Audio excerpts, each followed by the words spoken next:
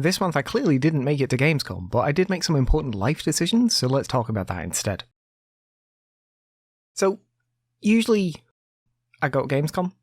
Well, I've been every time since 2017 where it was on in person. And we wanted to go again this year. My wife and I really enjoy going. We both also just really like Cologne. It's just like a nice place to be, even outside of Gamescom. So we just enjoy it anyway. And it's one of the few trips we take regularly. But this year it's just way too expensive. So when we went in 2019, we went for the week. We bought tickets for, I think, all but one day because we booked it quite late. So we missed the final day we didn't get tickets for. But besides that, like, we went for the full time. Like, we bought tickets for every day. We bought all the food and everything while we were there. And it was about £2,000.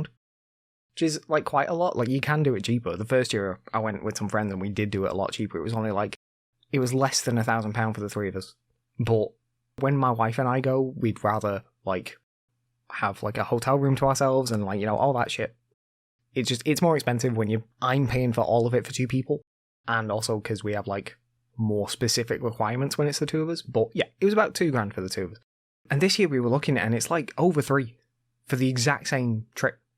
It's just too much money. Like, we just cannot afford it. Like, technically that's a lie. We could afford it.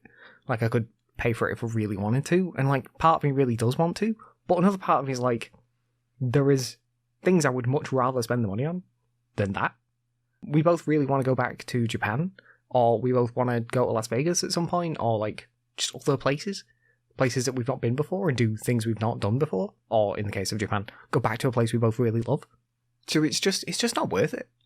But I am really sad about it, especially because I'm recording this as Opening Night Live is on in the background, and I also just saw that AEW are, like, having exhibition matches in, like, one of the exhibition halls, and, like, I really want to be there. I feel bad because it's, like, the first one I've missed in person in over 5 years now. Well, 5 years. And it's also one of those things where it's, like, because we've not gone this year, I know I will probably never go back. If I'd gone this year, I'd have this, like, don't know how to word it. I'd have this, like, drive to go back every year. But without that, I just don't. Probably not going to go again. Feel bad about that because I really want to, but I just can't justify it at this point. It's too much. While I decided that was too much, I made another decision and finally applied to do a PhD. It's something I've been debating basically since I left uni. Not even since I left, like, I was still there when I first got the idea. I don't want to give too many details on what the PhD itself is about until I've been formally accepted. But I will say that the research is like a mix of psychology and games, and it's games I've obviously got the history in because, like, I've got a master's in that. And psychology, it's a specific branch of psychology which I'm related to and have an interest in. Like, it's something I've wanted to do for a long time. And I've had versions of this knocking about in my head for a while, but I could never get, like, a clear throughput on what I really wanted to do. It was more just like, oh, this is a topic that would be interesting, but I couldn't work out what would be worthwhile about it, if you get what I mean. It just came up in conversation with other people recently, and, like, during the conversation, I got a way clearer idea of what I wanted to do, and I was like, yeah, okay, I'll just do it. So over the course of literally a week, I wrote a 3,000 word research proposal, which is a bit long, but I don't know. I don't really care. Like, I've skimped on some bits, like I didn't write a huge amount for my literature in the proposal, but I did write a lot of detail for my methods for each piece of research, because the way you do a PhD is, like, it's made up of multiple pieces of research that you then, like, all tie together into an overarching theme, basically. I'm doing that thing again where I repeat myself because my wrist keeps clicking while I talk. It's the university I went to when I did my bachelor's and my master's. So they kind of know me. So I hope they take me. It's weird because, like, I sent the research proposal to the head of each department and the admissions, and I heard back from the head of the games department within half an hour. And she was like, I'll send this to our research coordinator. And then I heard back from the research coordinator within half an hour of that. And they were like, okay, I'll take a look at it and let me know if you get a supervisor, because you need to have a supervisor to do it, basically. But I've not heard back from the actual university admissions team or the psychology department at all.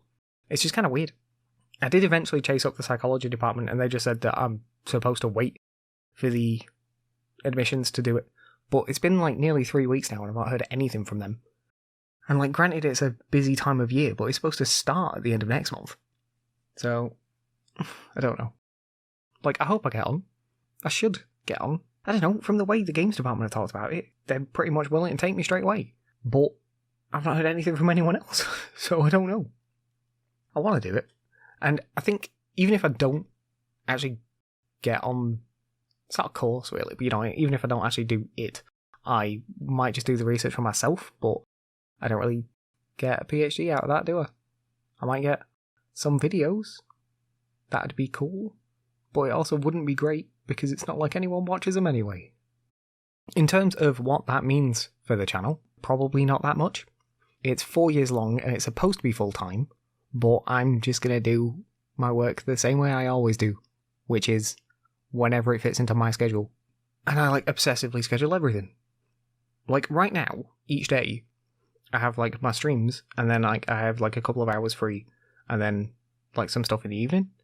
Like, it's the time most people would use to relax. But considering my stream is basically me playing games for a few hours, that is kind of how I relax. So, I could quite easily slot doing a PhD in there. It's supposed to be about 60,000 words, which is a lot. But it's also over the course of 4 years. So, it's like 15,000 words a year. That's only a little over 1,000 words a month. That's not that bad.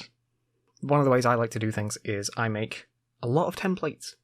So I broke the research proposal down into 6 sections, and then broke those sections down into subsections, and broke, if needs be, those subsections down into sub-subsections.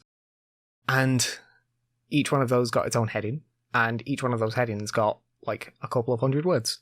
And then, when needs be, I can condense sections so that instead of having like 3 subsections, it's just one big section. Or I will expand stuff if needs be, you know, stuff like that. I find that way helps me write more consistently, and it also helps me actually meet word counts, because otherwise I'm like really concise with how I do things. I'm not saying it's not going to be a lot of work, but I think it's a doable amount of work for me.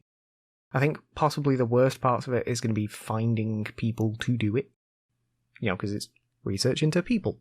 Like, I'm going to need people for that. So I think finding the people is going to be kind of difficult, but hopefully I can rope people into doing it okay. There will obviously be some times when I'll have to like cancel streams and stuff, so I can actually like go to like a meeting or something. But I'm going to, as much as possible, not do that, because I don't want to go.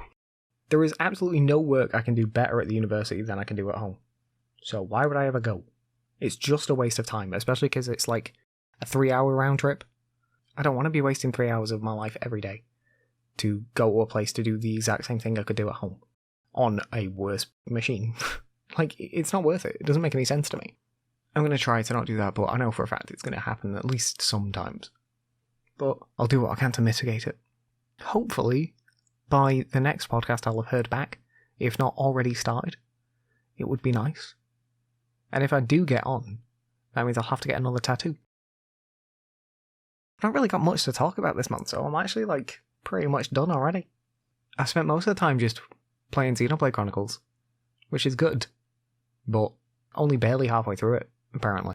I've not got, like, huge amounts to say on it, and then the rest of it has just been doing everything that I normally do. And this. One of the reasons I'm also trying to be a bit quicker today is because it's my wife's birthday, which is, like, great and all. I'm not complaining that it's my wife's birthday, but it literally just means I have less time this week to work on my podcast and do any work, which is, like, you know, how it should be. But that means if I can get this recording done quicker, there's less for me to edit in total, and then less I have to worry about missing out.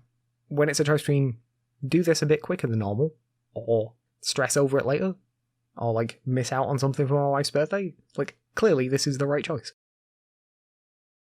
Stray and If Found both finished this month, and for some reason I keep doing incredibly short LPs. It's not intentional, I just don't know what else to choose. Like, I'm having real trouble choosing LPs. There's long games that I kind of want to play, but a lot of the long games I want to play in my own time, like Xenoblade. And then a lot of the short games are games that I kind of want to play but don't actually put the time into. So it's easier for me to choose to play a short game and get an LP out of it. Like, that just works. But It does mean they keep being really short, which also means there's more work for me to do. I mean, it's not like a problem exactly, but I'll also be starting another LP in the next few weeks, just because, like I said, this one just ended, so I need to try and find something else. I might try to find something a bit longer, but I also might not, because there is a game that I kind of want to play, and I might just do that, but we'll see. If you've got any ideas, though, you can always let me know. Like, I'm open to suggestions. Endwalker's going to carry on, especially with the new patch. Sunbreak's going to carry on. That's going pretty well.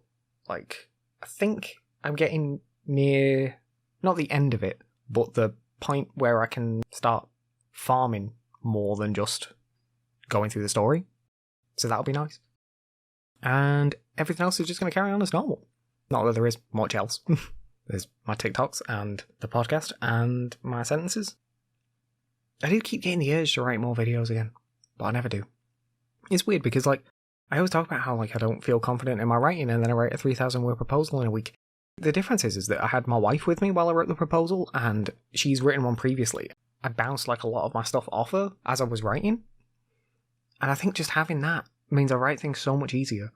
It would be really helpful to me if I could find someone to, like, bounce off of as I write. I just don't know where I could do that. Maybe I could find someone, but I just really don't know. If I can find someone that I can bounce ideas off, maybe I'll start writing videos again. Who knows? Special thanks to all of my patrons. You can join them over at patreon.com/Holden Gatsby, and for $1 a month you'll get to see what I'm working on early and get exclusive roles in my Discord along with other rewards I might think of. You can also just follow me there if you want to for free, as it's probably the best place to see all of my content as soon as it's available. There's links to the Patreon along with my Discord, Twitter, Twitch and all the other podcast platforms in the description for this episode. Finally, don't forget you can email me using podencastby@gmail.com if you've got anything you want to say. Thanks for sticking around. Bye. Special thanks to my patrons, Justin Wood, Hobbs, Koopy Vegeta, Gunrunner and Bat. You can join my patrons at patreon.com/Holden Gatsby, follow me on Twitter at Holden Gatsby, and follow my Twitch at twitch.tv/Holden Gatsby. Don't forget to subscribe to both of my channels. Thanks for sticking around. Bye.